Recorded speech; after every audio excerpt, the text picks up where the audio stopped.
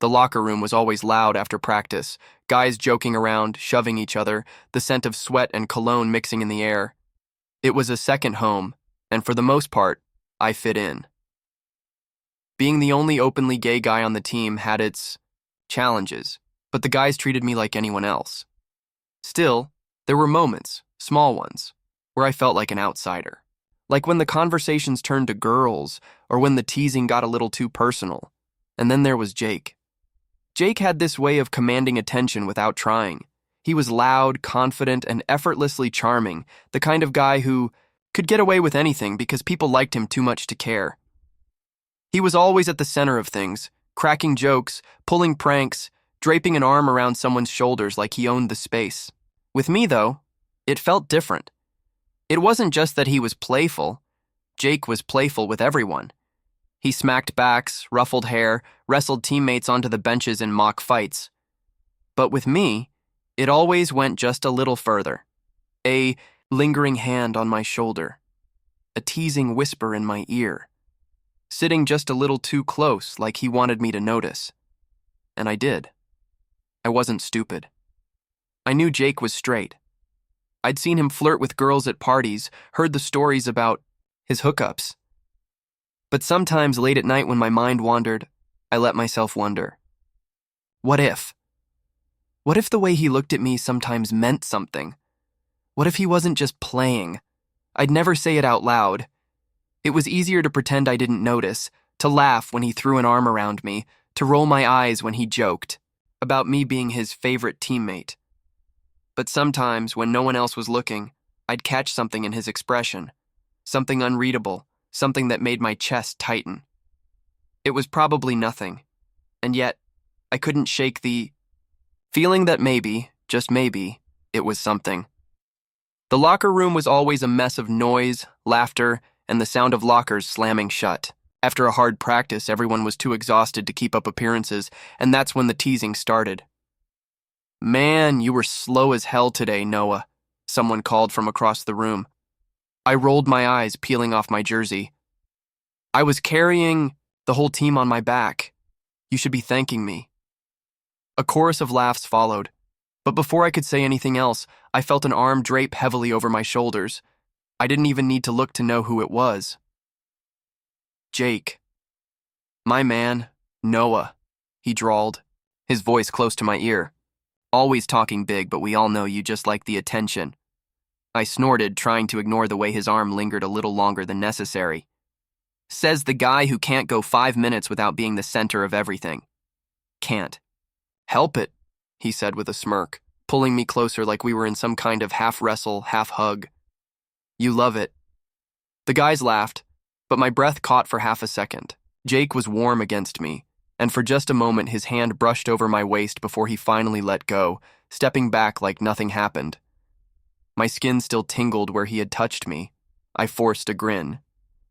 "Keep dreaming, man." Jake just grinned wider. "Oh, I do."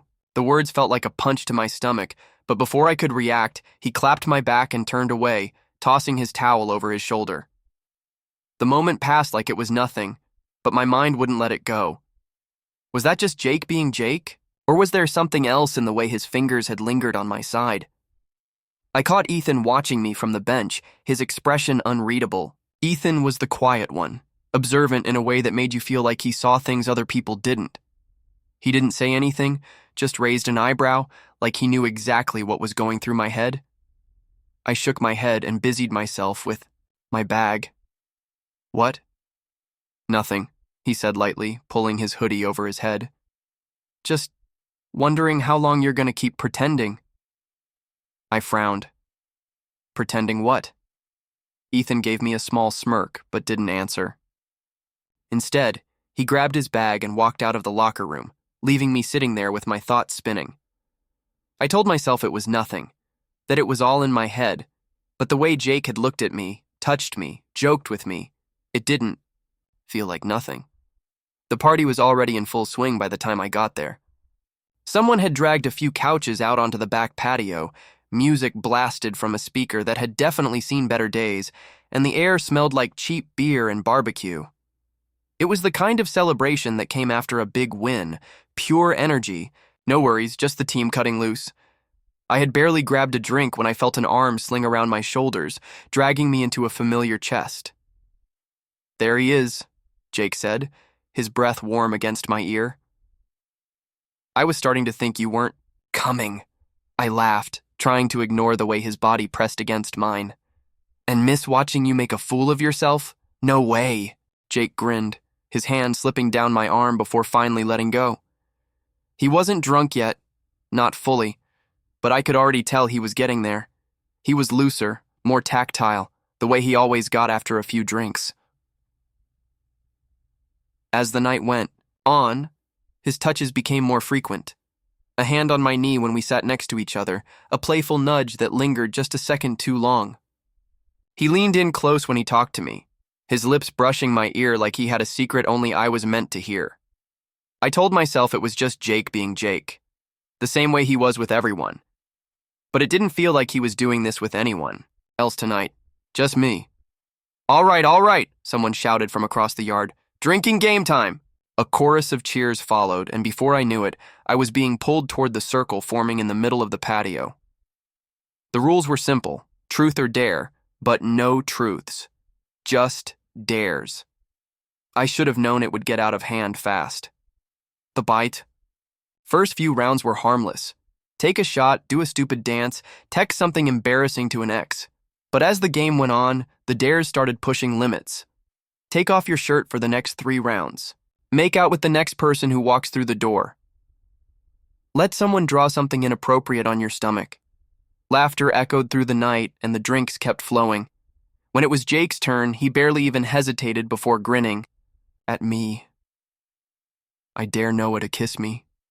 The circle erupted in whistles and shouts. My stomach twisted. What?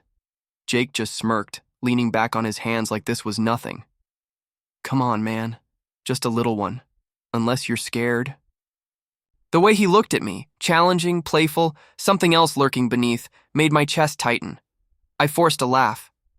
You wish. You backing out? Someone teased. Didn't take Noah for a coward, another voice chimed in. I swallowed hard, my heart pounding against my ribs. This was just a joke to them, just another dare. But the way Jake was looking at me, he wasn't laughing. I exhaled sharply, shaking my head. Fine. Before I could overthink it, I leaned in. It was meant to be quick, just enough to get it over with.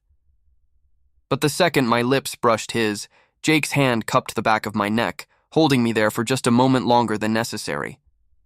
When I pulled away, the world felt off kilter. Jake's grip lingered before he finally let go, his eyes dark and unreadable in the dim light. The cheers and laughter around us barely registered. I told myself it didn't mean anything. I wasn't sure I believed it. The game moved on, but my heart was still hammering in my chest. The laughter, the teasing, the next round of dares, all of it blurred into background noise. I should have been able to brush it off. It was just a joke, right? Just another stupid party dare. But when I glanced at Jake, he wasn't looking at anyone else. His eyes flickered toward me, then away just as fast, like he was trying to pretend nothing had happened, like he was trying to pretend he didn't feel it too. I forced myself to laugh with the others, to act like it was no big deal. But my lips still tingled where he had kissed me. The party started winding down after that. People left in pairs or crashed on couches, the music turned lower, and the air grew heavier with exhaustion. I found myself in the kitchen, pretending to look for another drink just to get a second to breathe. I didn't hear Jake come in until his voice cut through the quiet. So, he said, leaning against the counter. You regretting it yet? I turned, to face him. Regretting what? His smirk was lazy, but there was something else behind it. Kissing me. My throat went dry. It was a dare. Yeah. He took a step closer. It was. The air between us shifted. He was close enough that I could smell the faint mix of beer and his cologne. Close enough that if I reached out, I could touch him. I searched his face, looking for the punchline, the teasing, the joke. something to tell me this was all in my head. But he didn't move away. Instead, he reached past me, his hand brushing my waist as he grabbed a bottle off the counter. I exhaled sharply. "You always do this?" He raised an eyebrow. "Do what?" "Push things right up to the line." I swallowed, my pulse quickening. "Act like it's all a joke when we both know it's not." He didn't answer right away. His fingers toyed with the cap of the bottle, his jaw tight. Then, so quietly I almost didn't hear it, he said, "I don't know." I stared at him, waiting for him to say more. He didn't. Someone called his name from the living room, and just like that, the moment snapped. He cleared his throat, flashing me an easy grin like nothing had happened. Better get back before they think we're sneaking off together. And just like that, he was gone. I stood there, gripping the edge of the counter, trying to convince myself I had imagined everything. The next morning, everything felt different. The usual team group chat was buzzing with hangover complaints and half-remembered dares from the night before, but Jake hadn't sent a single message. No sarcastic remarks, no teasing about who made a fool of themselves, just silence. At practice, it was worse. I had expected some kind of reaction. A smirk, a joke, even a dumb wink to brush off what happened. Instead, Jake barely looked at me. When I walked into the locker room, he was already tying his cleats, head down, like I wasn't even there. Fine. Maybe I was overthinking it. I changed, quickly shaking off the tension, but the feeling only got worse when we started drills. Usually, we worked in sync.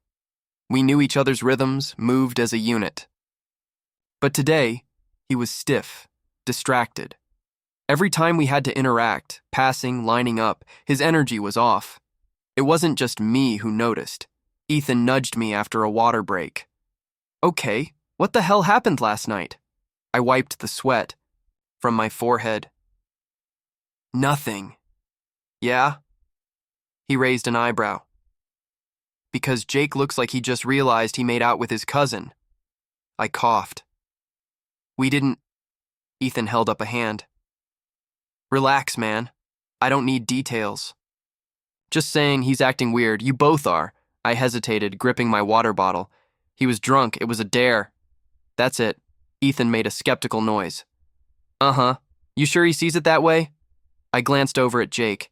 He was talking to another teammate, laughing like everything was normal. But I saw the way his shoulders tensed, how he kept looking anywhere but at me. I hated the way my stomach twisted. I wanted to tell myself Ethan was wrong, that none of it meant anything. But if that were true, why did it feel like something between us had cracked open, and now Jake was doing everything he could to shove it back inside? I found Jake alone in the locker room after practice, sitting on the bench with his head in, his hands. The room was quiet except for the faint hum of the showers running in the background. I took a breath, my heart hammering, then stepped forward. "Jake."